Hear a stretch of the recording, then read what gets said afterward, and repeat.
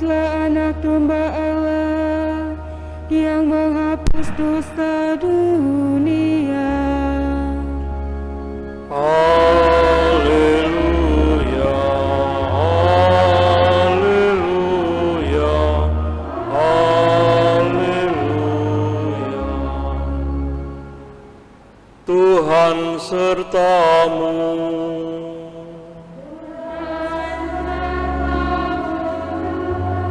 Inilah Injil Yesus Kristus menurut Markus.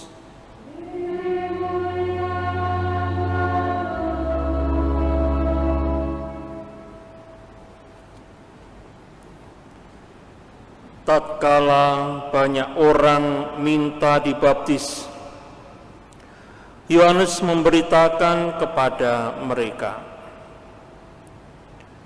"Sesudah aku akan datang Dia yang lebih berkuasa daripadaku. Membungkuk dan membuka tali kasutnya pun aku tidak layak. Aku membaptis kamu dengan air, tetapi Ia akan membaptis kamu dengan Roh Kudus." Pada waktu itu datanglah Yesus dari Nazaret di tanah Galilea, dan Ia dibaptis di sungai Yordan oleh Yohanes. Pada saat keluar dari air, Yesus melihat langit terkoyak dan Roh seperti burung merpati turun ke atasnya. Lalu terdengarlah suara dari surga, "Engkaulah anak yang kukasihi, kepadamulah aku berkenan." Demikianlah Injil Tuhan. Terpujilah Kristus.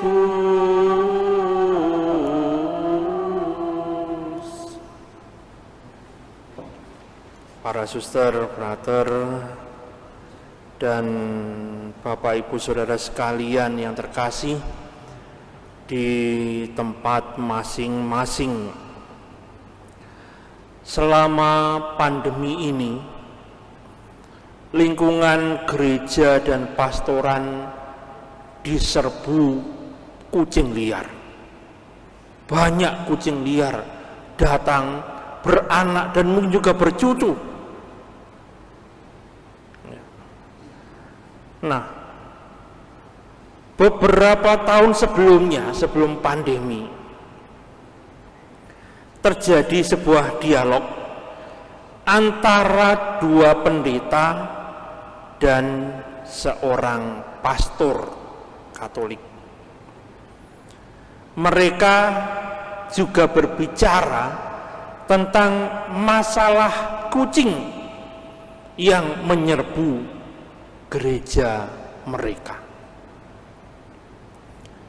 Pendeta dari gereja Protestan mengatakan, ini mereka akhirnya berbagi cara bagaimana mereka mengatasi serbuan kucing-kucing ini. Karena itu pendeta Protestan mengatakan bahwa dia memasukkan kucing-kucing yang ada di situ, di lingkungan gerejanya, ke dalam tas dan melemparkannya ke daerah pinggiran sungai yang tidak jauh dari gerejanya. Dan yang mengherankan beliau, jumlahnya ternyata menjadi 2 kali lebih banyak di tempat itu beberapa minggu kemudian. Kemudian pendeta dari gereja Metodis membagikan pengalamannya. Dia berkata bahwa jemaatnya tidak dalam posisi untuk merusak ciptaan Tuhan manapun apapun itu. Jadi dia mengaku bahwa jemaatnya secara manusiawi menjebak dan menangkap kucing-kucing itu, lalu membebaskan kucing-kucing itu di tempat yang jauh, beberapa kilometer dari tempat itu. Jadi Kucing-kucing itu dibawa ke tempat lain yang jauh dan dibebaskan di sana. Namun anehnya, 3 hari kemudian kucing itu ternyata kembali lagi ke lingkungan gereja Metodis. Yang terakhir, pastor Katolik. Sang pastor ini tentu bukan saya, ya, pastor yang lain. Pastor ini dengan sombongnya berkata bahwa dia memiliki solusi yang terbaik dan paling efektif. Dia berkata, Bapak pendeta, saya hanya membaptis kucing-kucing itu, dan saya belum pernah melihat mereka di gereja sejak saat itu. Cukup baptis kucing-kucing itu, mereka akan hilang dengan sendirinya. Bapak Ibu Saudara, ini mungkin hanya guruan belaka, lelucon belaka. Soal terjadi atau tidak itu urusan lain. Tetapi ini menunjukkan kenyataan yang menyedihkan bahwa setelah menerima sakramen pembaptisan, banyak orang Katolik tidak pernah lagi terlihat di gereja.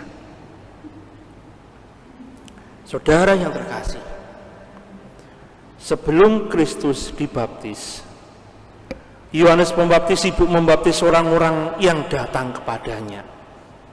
Seperti tadi kita dengarkan dari bacaan Injil. Nah, Yesus mengetahui tindakan Yohanes ini. Yesus memahami dan menyadari bahwa mereka yang datang untuk menemui Yohanes Pembaptis adalah orang-orang yang tergerak hatinya dan berjalan menuju Allah. Mereka kembali kepada Tuhan, kepada Allah Bapa. Mereka adalah orang-orang yang bertobat. Sekali lagi, bertobat dalam pemahaman Kristen adalah kembali kepada Tuhan, kembali untuk berada dalam kuasa Tuhan, bukan kuasa yang lain. Dan dengan keyakinan ini Kristus mengidentifikasi dirinya dengan orang-orang yang sedang mencari Tuhan. Yesus bersama dengan mereka ini. Dengan kata lain, Yesus mengizinkan dirinya dibaptis oleh Yohanes Pembaptis karena ia ingin menyatu dengan orang-orang yang mau berjalan kembali kepada Tuhan. Dengan kita dalam kerinduan kita kepada Tuhan. Yesus dibaptis bukan karena dia sadar bahwa dia berdosa, dan bukan karena dia butuh untuk bertobat. Yesus bukan orang yang berdosa dan tidak ada satu titik kecil dosa pun dalam dirinya. Tetapi sekali lagi, dia mau dibaptis karena dia berpartisipasi dengan gerakan orang yang berjalan menuju Tuhan. Maka para saudara, kalau kita berusaha untuk dengan Tuhan, Yesus akan datang dan menyertai kita. Inilah kemegahan dan keindahan pembaptisan Kristus yang membiarkan dirinya dibaptis oleh orang sederhana seperti Yohanes Pembaptis. Dan tidak hanya itu, pembaptisan Yesus ini penting karena peristiwa ini mengungkapkan 2 hal.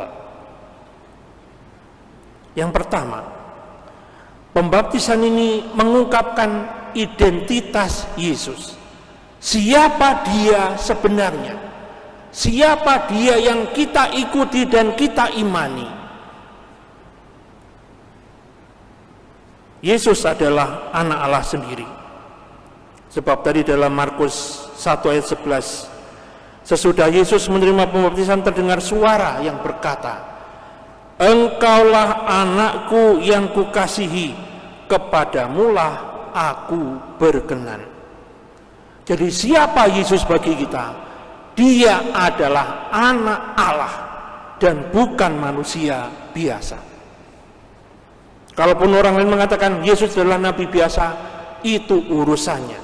Tetapi kitab suci yang kita yakini, Injil yang kita yakini menyatakan bahwa Yesus adalah pribadi yang luar biasa karena dia adalah anak Allah.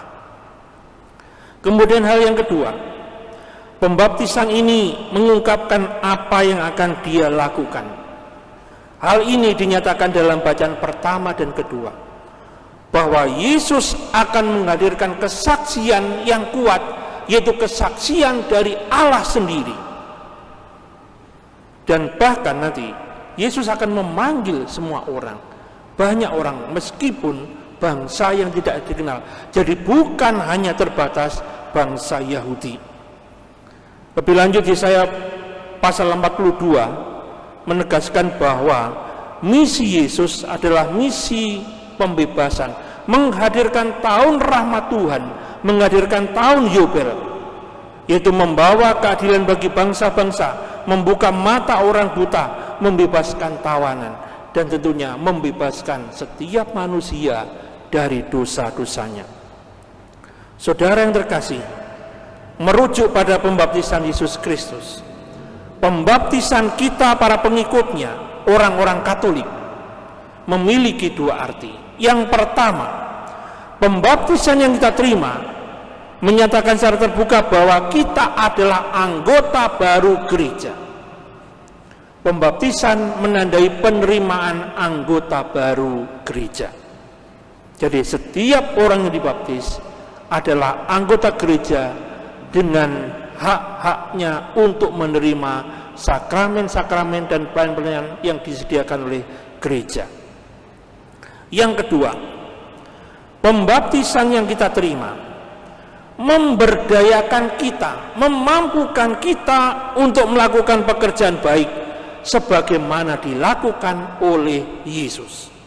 Jadi sesudah pembaptisan, setiap orang diminta untuk hidup seperti Yesus, hidup mengikuti jejak Kristus, bukan hidup mengikuti kemauannya sendiri.